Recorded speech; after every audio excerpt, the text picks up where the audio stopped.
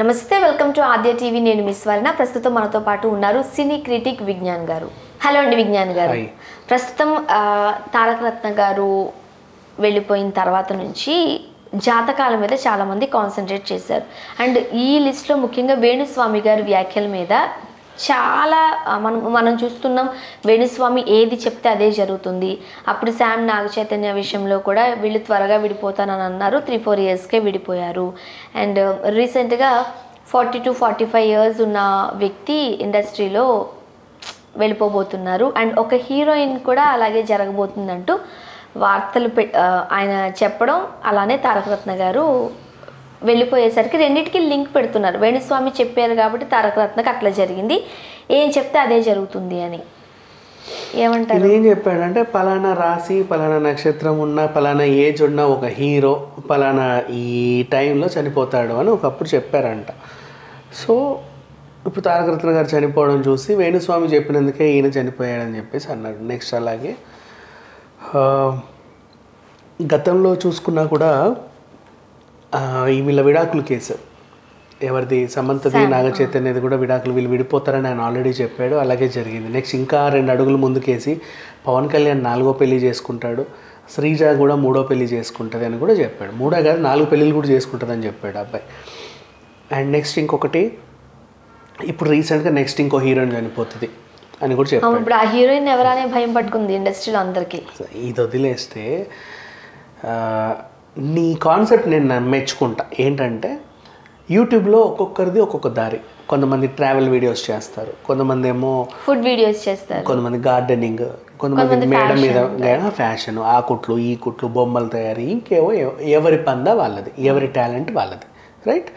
ఈ రకంగా వేణుస్వామి ఏమి ఎంచుకున్నాడు, అందరూ రాసులు చెప్తే నా రాసి ఎవడు వింటాడు, నేను సెలబ్రిటీల జాతకాలు చెప్తా అనుకున్నాడు. యాజ్ ఏ బిజినెస్ మ్యాన్గా I appreciate his idea. Why? Because ఒక మంచి స్టార్టప్ అది.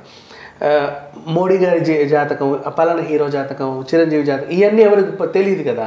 ఇలా పెడుతుంటే అందరు ఇంట్రెస్ట్గా చూస్తారు, ఆయన కూడా వ్యూస్ వస్తాయి. చెప్పొచ్చు, జాతకం చెప్పు. జాతకం చెప్తే ఏంటంటే ఈ సంవత్సరం బాగుంది, బాగాలేదు, ఇప్పుడు ఆయన రాసి అవన్నీ చూసుకొని ఈ సంవత్సరం ఆయన బాగాలేదని చెప్పు. ఫ్యాన్స్ ఏమనుకుంటారు, ఈ సంవత్సరం మా హీరో నుంచి సినిమా రాకపోతే పర్లేదులే, నెక్స్ట్ ఇయర్ 2 సినిమాలు రిలీజ్ అయినా మేము హ్యాపీ అనుకుంటారు. పాజిటివ్గానే తీసుకుంటారు. ఒకవేళ పొరపాటు నేను వచ్చి అది ఫ్లాప్ అయితే చూసావా అని చెప్పారు, అనవసరంగా వచ్చింది, ఇలా తీసుకుంటారు. నువ్వు అంత మించి ఉంటే పర్లా, ఇంకో 2 అడుగులు లోపలికేసి వాళ్ళ బెడ్రూమ్లోకి తొంగి చూసి, వాళ్ళ బాత్రూంలోకి తొంగి చూసి వీళ్ళిద్దరికి గొడవ పడి విడిపోతారు. ఈయన 3వ పెళ్లి చేసుకుంటాడు, ఈయన చచ్చిపోతాడు. ఆయన చచ్చిపోకపోతే ఆ రాత్రిలో ఈడే చంపేసి వస్తాడు. ఎందుకంటే మరి నేను నా జాతకం అబద్ధం అవ్వకూడదుగా. ఆ రకంగా చెప్పుకుంటూ వెళ్ళేసి ఇలా వార్తల్లో నిలిచాడు. కానీ అఫ్కోర్స్ యాదృచ్ఛికమో దైవేచ్ఛో ఏదో కొన్ని సందర్భాల్లో 1-2 కలిసినప్పటికీ కూడా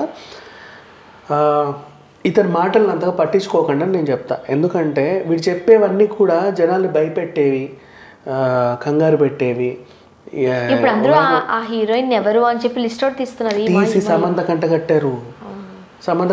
వీడు చెప్పినట్టే జరుగుతుంది. సమంతకు అదేదో రోగం వచ్చింది కదా, యశోద టైంలో స్టంట్లు చేసి మయోసైటిస్ తెచ్చుకుంది. ఇప్పుడు మళ్ళీ సిటాడెల్ కోసం అదే స్టంట్లు చేస్తుంది.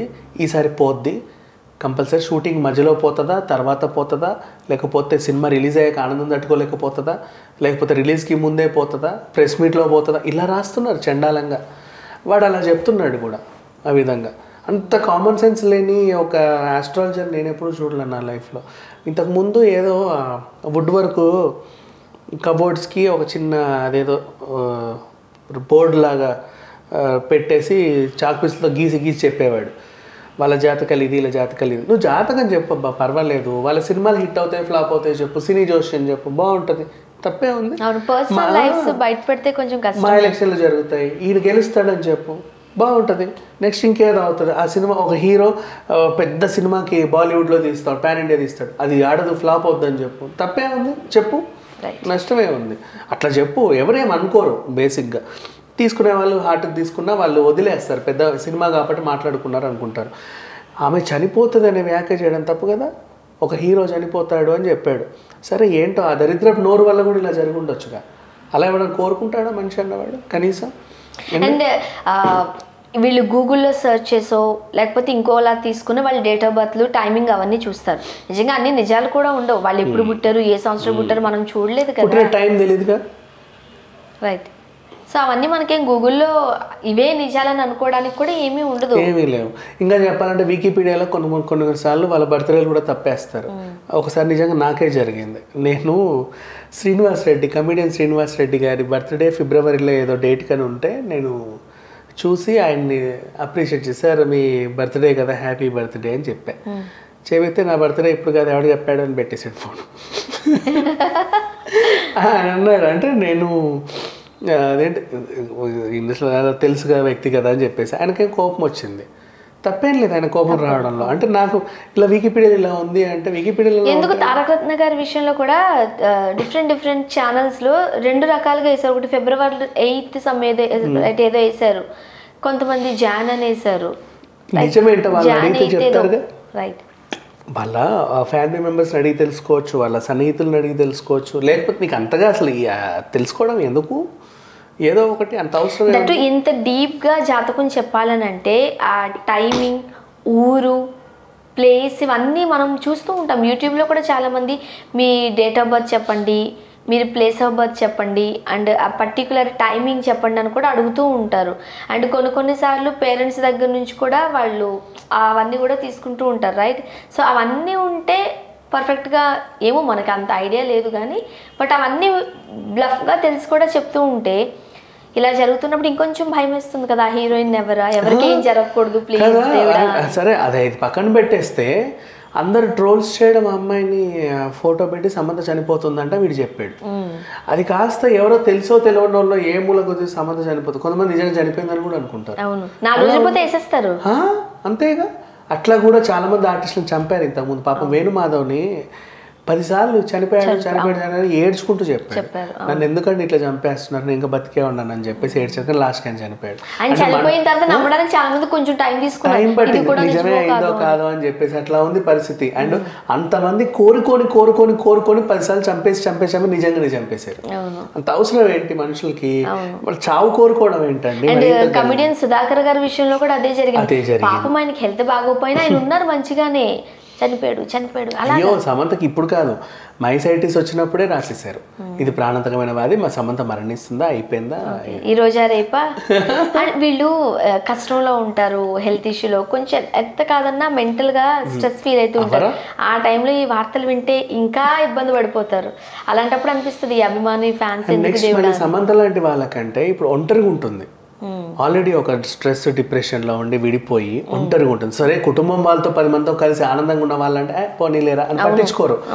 ఆల్రెడీ స్ట్రెస్ ఫీల్ అవుతూ డిప్రెషన్లో ఉండి ఆనందం కోసం ఎక్కడెక్కడికి వెళ్ళి సద్గురు దగ్గరికి వెళ్ళి ఏవో చేసి ఏ గుడిలో గోపురాలు తిరిగి అమ్మాయికి ఇవన్నీ చెప్తే ఎలా ఉంటుంది పాపం, ఫీల్ అవుదా అట్లా. సో ఏదైనా రిపీట్ చేయకుండా ఉంటే బాగుంటుంది. నాకు అందుకే ఈ వేణుస్వామి ఆయన ఎంచుకున్న సబ్జెక్ట్ బాగుంది కానీ మనుషుల్ని చంపకు అని చెప్తున్నా. అంత అవసరం లేదు నిజంగా. పోనీ అయినా సరే నువ్వు చెప్పకు, ఎందుకు నువ్వు చెప్పి మరీ ఆయన చంపడం ఎందుకు, ఇప్పటి నుంచే చంపడం ఎందుకు? సరే తెలుసో తెలియక ఒక రోజు పోయారే అనుకుందాం, అందరూ బాధపడతారు, తెలిసిన విషయం అది. నువ్వు ఒక వారం 10 రోజుల ముందు నుంచే, 2 నెలల ముందు నుంచే, 3 నెలల ముందు నుంచే ఆయన్ని ఇగో చూడు కౌంట్ డౌన్ 120 డేసే, 119 డేసే, 118 డేసే అని వేసి చంపడం ఎందుకు? తప్పు. అదే. Thank you so much.